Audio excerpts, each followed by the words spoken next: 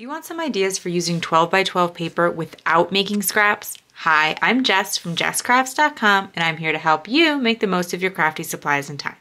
So let's get making. Today I have a template that shows you how to make 4 A2 size cards from one piece of 12 by 12 paper without any patterned paper scraps. So this one's a good one because there's only 4 cards, so it doesn't make as many as some other templates. But it does have a few more pieces in the template, so that might appeal to different people.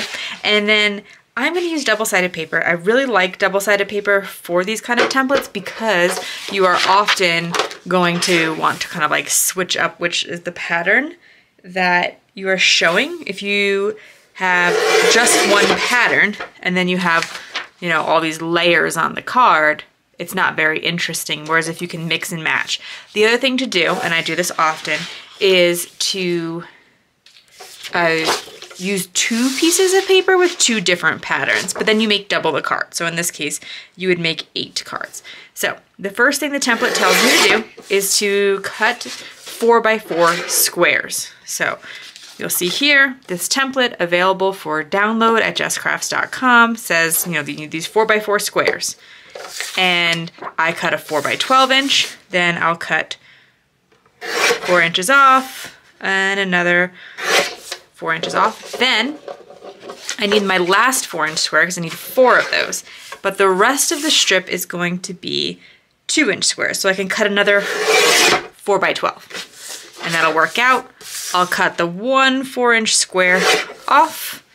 And this piece becomes a bunch of 2-inch squares. Don't worry about these measurements. All the measurements are right there on the template. You don't have to memorize anything. I'm just trying to kind of walk you through the process in case once you get the template, you want to go back and kind of craft along, listen to the directions. So we're going to cut these, we cut it to 2 inches by 8 inches, and then we cut the little 2-inch squares off. So now I have 4 of them, and I need 4 more because there's one at the top of the sketch and the bottom. It's not obvious that those are the 2-inch squares because they are going to be tucked underneath that larger 4-inch square piece. This particular sketch and template does work with directional pattern paper. So if you have paper like I do with a clear top and bottom, you know, I can't turn it on its side and it's obvious that the trains are going the wrong way, then this template will work for you. The next thing I need to do is cut off 1 inch and then like a 1 by 12 and then a 3 by 12. So we'll cut this at the 3-inch mark.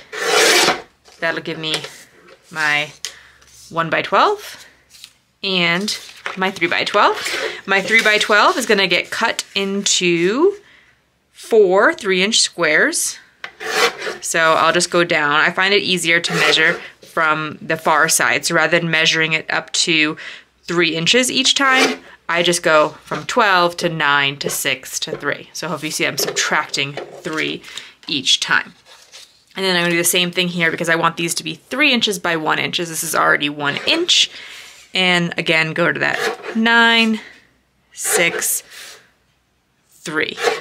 And get my pieces. Once I have my 12 by 12 paper cut, I am ready to move on to cutting the mats. So I picked a cardstock that's a little bit more on the expensive side because it's the MFT, but it was the color that I wanted. And that is always a dilemma for me because I get inexpensive cardstock like Recollections or the Joanne Park Lane, but sometimes, in order to get some really great colors, you need to go into the more expensive cardstock that is provided like by stamping companies. When that happens, I always really want to make sure I make the most of my cardstock. So it does call for some mats, but then the 4x4 piece doesn't have a mat. You could absolutely add a mat to that and then it will go all the way to the edge of the card. They are 1/4 inch mats. But in particular, this 2x2 piece gets tucked under that 4x4 piece. And so it does say to cut a 2 1/4 wide by 2-inch high mat. I don't actually need that full 2 inches, I only need about 1 inch. So with that in mind, I am going to change that measurement up a little bit. I just wanted to call that out in case you're like, oh, you know, that didn't work out. I'm not gonna show you too much about cutting the mats just because, again, it is right on here in terms of exactly what measurements you need for everything. So, you know, I need a mat for the 3-inch square. So that's gonna be 3 1/4 by 3 1/4. I also need a mat for the 3 by 1 inch piece. So 3 1/4 by 1 1/4. And then those other pieces. So I'm gonna make sure I go to my scraps first and see if I can get anything out of those. In fact, I think this might even be, that's 1 1/2, and this is the 1 1/4. So I think I can probably even get one of my, you know, 1 1/4 by 3 1/4 out of this. So like all these little things, I'm gonna try to get everything I can out of those scraps first. And that's generally what I encourage you to do in my policy. And I keep all my cardstock in job ticket holders from like Office Depot. I can get them on Amazon, so I'll link that. And then that way, any small piece, especially in the expensive cardstock, I can have wrangled and labeled. Okay, so now I'm ready to start assembling things according to the sketch. So I have it here off to the left, and then I want to talk about how I make some of my decisions.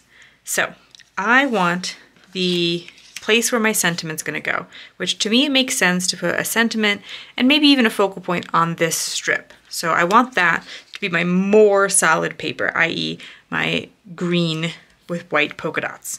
And so if my green and white polka dots is my focal point, then the next layer should probably be the trains. You also may have noticed I cut my sentiment out of the cardstock that I'm going to cover up because, again, I want to make the most use of that expensive cardstock. There's enough room I could even get a second word out of here to use on a different future project. I got to be honest though, personally, I struggle. Like if I were to cut out an orange hello or something like that and go, okay, I'll use it on another project, it doesn't often happen for me, and then it usually winds up clogging my craft room and making me feel like I should use it, and I'm not about that kind of guilt in my craft room. I'm about making the most of my supplies to the extent that it's like feels like a fun, useful thing to do and not a stressful, oh, my future self has got to fix this kind of thing. Hopefully that makes sense. And so then I can add the word on top of that. You can be applying this all to the card too. Also, I'm working really, really hard to use every last scrap of the orange cardstock to some extent, but then you're gonna see in a second here, I'm gonna be kind of wasteful with the pattern paper because I'm gonna take this 2 by 2 square and most of it, or like, you know, about half of it is gonna be tucked under the larger train here, see? And so like why go through all that effort? Again, it's because I'm thinking about like long-term Jess, future Jess. Because if I make the most of my orange cardstock and I leave a chunk of it, all that orange cardstock is organized together. And the next time I need orange cardstock, it's gonna be there for me. Using my grid mat to help me line this up. This Altenew grid mat is super, super helpful for that. And future Jess is never gonna be looking for a 1 by 2 inch piece of train paper. But future Jess probably is looking for a 1 by 2 1/4 inch orange piece at some point. So that's how I prioritize. I prioritize based on what I know that personally I will get the most use out of, and cardstock scraps are useful. And also I don't have to cut this, you know, orange piece to that, you know, 1 by 2 1/4 inch piece. I'm just, you know, leaving that. Whereas the piece of 12 by 12 cardstock is finite, and so if I don't use it, I don't have a bunch of other train pattern paper. I have one piece of this, and so it's not like, okay, the next time I'm going to use this train paper the way next time I'm going to use orange cardstock, I'm not going to be reaching for it. So hopefully that makes sense. Again, I'm just trying to kind of explain how I personally prioritize things, why I do what I do in terms of making no scrap templates, even though sometimes that means not being the most economical about pattern paper, and how I balance that desire to be economical with that desire to, you know, just really enjoy crafting and getting the most out of things. Okay, and then in this case, I don't worry about the green paper having a mat because it is mostly solid. If you had a piece of paper that had a lot of white background like this train paper, you might want to put a mat here. And then again, you just do 1/4 inch bigger, so 4 by 4 becomes 4 1/4 by 4 1/4, and then it will just touch the edges, and that's totally fine. So, and then here, I'm going to kind of balance this such that it's kind of even between this side and that edge there. And, you know, you make your decisions about how that feels like it best completes it. And there are 4 more cards that I will make exactly the same way because I did pick up the Play All Day Boy collection from Opaque Paper. I do have some stickers, which I think I could use to kind of balance with the hay here. So like just even putting down one of these little figurines. Or like, you know, and then because I have 4 cards, I could probably use this other one, this dog one. Yeah, and there you go. There's like 4 pretty similar stickers. So sometimes I'll do that, or, you know, you could pick out some other ones.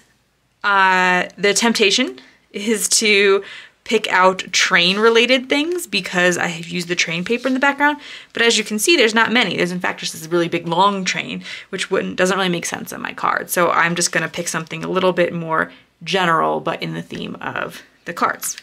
If you're catching this video live, this upcoming weekend is the Paper Crafters Get Organized Summit, and I will be speaking and talking about how I organize my supplies to make them really, really accessible.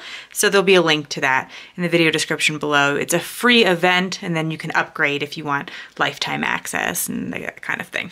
If you found this video helpful, here's another video where you can find more ideas for enjoying your crafty time and supplies. Let me know you like this video with a share to your crafty community. Subscribe and click the bell so you don't miss the next template tutorial, and check the video description for product links. See you in the next video.